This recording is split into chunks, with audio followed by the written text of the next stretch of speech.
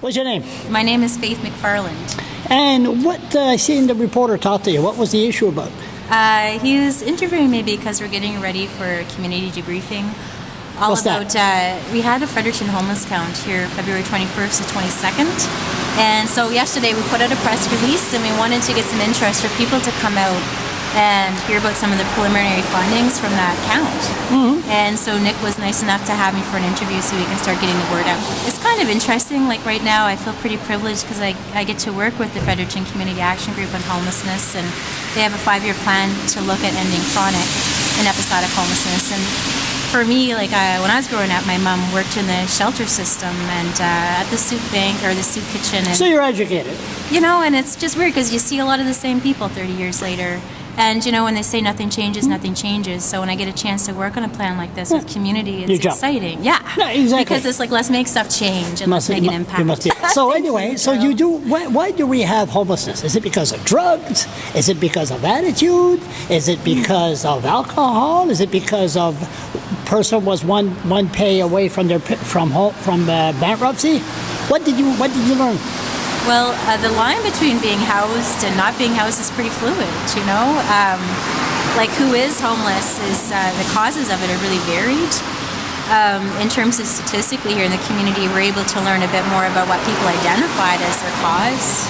But you know, like in terms of causes, the one thing that we all have in common when we end up on the streets is we're part of a population that's a lot more vulnerable.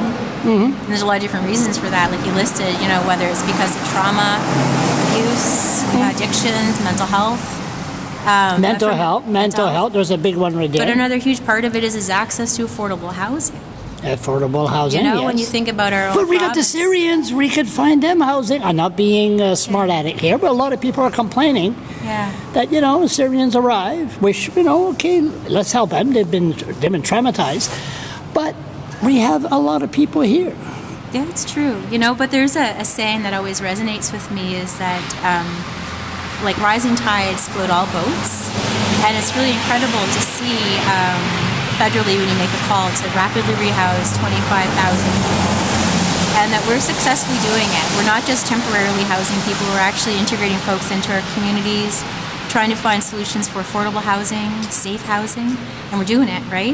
And when I think federally about the crisis around affordable housing and homelessness in our own country, you know, a number that's thrown around is that on any given night, you got about 25,000 people who are going to sleep out there. And by going through this process of working with relocating the Syrian community, it's important that we can kind of learn from that. That when we put our mind to it, we can actually move the needle on an issue.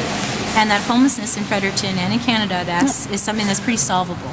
You went around homelessness. Have you looked at the justice system, how they treat people that's homeless, how they treat people with mental illness? Have you looked at that?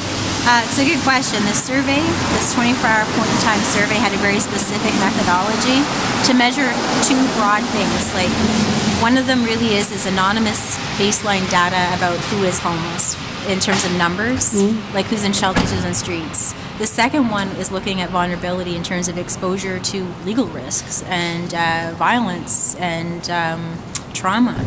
And so, but the count had a very specific methodology in terms of collecting information about it, because it wants to collect actionable data in terms of figuring, well, who's been on our streets a long time, who's really struggling, and who do we wrap supports around? Yeah.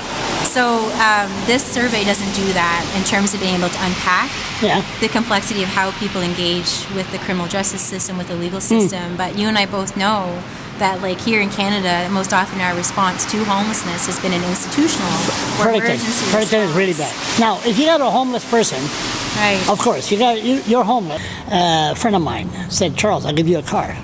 Nice car. Here's a car. But what do you do with a car? Thank you very much. But excuse me, how do you insure it? How do you put gas maintenance, in it? gas, license fee, you know. I mean, I keep my license. But what I'm saying is, when someone's living with money, they don't get it. Exactly. And our only form of transportation is ride a bicycle. Yeah. And next thing you know, we ride a bicycle, and then the police stop us because we're not wearing a helmet. Oh, there's fun and having. They give you a fine, $50. Right. And then you can't pay the fine, then you go to jail. You know what? We tried ahead. to get the word out there to folks, like, so that more people could come out. But this is the first step. Like any other community that's changed the way that they do business around homelessness. Like most places use like an emergency institutional response. We just manage it. Yeah. But let's say if we're going to start ending homelessness in Fredericton, it means we actually have to start somewhere and get to know every person by name. Yeah. Figure out what their level of need Yeah. is. We got to advocate for the supports we need to get them into housing and Yeah. the supports they need to maintain it. But like, you know, like there's models we know that work for people who have more. An example. Look, this place here. Yeah. Now, that used to be, they used to be there. Now, they don't answer that. So anyway, that's me. So now, this was the Berlin Wall right across. And the Berlin Wall went down 2 years ago. They put the methadone clinic right there.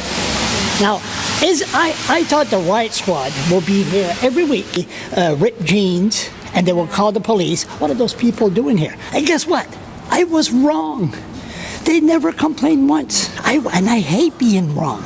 So isn't that wonderful to have? It is. The community health You know center. what? Because the line between people who have and those who don't isn't that wide, you know, and I think that more that we're able to mix it up. Like, you know, when we did that whole poverty reduction strategy, Yeah. it didn't take long, though, before people changed the name. We started, I remember those round Was that Sean tables. Graham? Yeah, well, yeah, but it started even pre, and it was like poverty reduction. But it was interesting to see how the conversation changed over the course of 2.5 years to social inclusion. Yeah. And really, like, what's going on here is how do we work as neighbors, as community differently? And it's only when we can exclude people based on class, gender, race, socioeconomics that we have these huge complex issues. Oh, yeah. But you know what? When you have a clinic where people can access services in the heart of your city and they're not feeling alienated in Yeah. any way but encouraged to be in this place, Yes. it's good, right? That's what Yes. we're working towards. And you're right, you know, you would expect it to have turned out different, and you're happy you're wrong. Yeah. No. I am good to very, see. I'm very happy. Now, It's a great- so you went homeless for 24 hours It as a wasn't test quite like that. run? No, this was a survey, essentially, over the course of 24 hours to be able to get a sense of who's living on the streets. When did you do that? February 21st. February 21st. Okay, February you got my attention. Was it cold? Yeah, it was about like, I was trying to figure that out in terms of the temperature that day, but like without wind chill, it was about minus 12 that morning. It was the count. These counts are designed to take place Were you alone? over a snapshot. No, we had 40 volunteers. 40 people stay awake all night walking around? No, what we did is we targeted a lot of different places where we'd be able to connect with people who are homeless. Where's that? So let's say, of course, logically, our emergency shelters. Yeah. Because you have a certain aspect of the population. They who are shut able to down, do 10 that. o'clock. Our volunteers, they went in like at about 8 o'clock at night. Did you go around the city to find out where the Yeah, homeless so are that sleeping? was a street count. So the street count didn't happen through the entire night. Most cities who do this 24-hour point-in-time count will choose a time between 5 and 7 a.m. So you're least likely to disturb someone when they're sleeping. You because sound you're not such a supposed to- you sound such a nice lady. Please tell me, how can somebody Yeah. call the police on a cold night Right. and say there's somebody sleeping in the teller machine? How can don't these people have what's that word again? Oh yeah, conscious. I think sometimes people want to help and they don't know how. Yeah, they And call I the police wonder- and then they tell go outside. And in a system, when we use like emergency services and institutional services to respond to something that's not criminal, that's kind of what happens, is that we kind of need a response that really is human and one that does work. And so I think when people want to help, sometimes they just get it wrong, you know, because they don't know what else to do. So the police, if you talk to them, Yeah, actually, they helped a lot because we needed information about where people are sleeping. what did they tell you?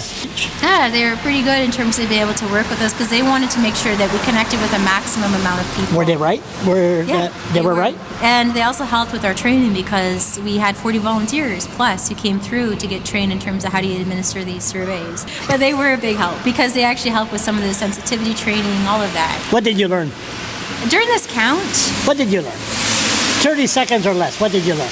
what I learned is there's a lot more people than I imagined who are chronically homeless in Fredericton. That means there's a lot more people who've been on our streets for 6 months or more. That's pretty devastating. Normally you would say about 15% of your homeless population is chronic. Those are people who get trapped in the cycle and or who have like multiple episodes in a year, and that's not what we saw when we did our snapshot in that 24 hours. It was really disproportionate, a lot larger. than I thought, and we'll share that information on Tuesday. But I think it's something, that's what I learned, is the extent, it's not about the numbers, it's the type of homelessness sometimes that's really important for people to get. And the longer somebody's been on the streets, the harder it is to get out. And what we saw is there's a lot of people who've been on the streets for a long time.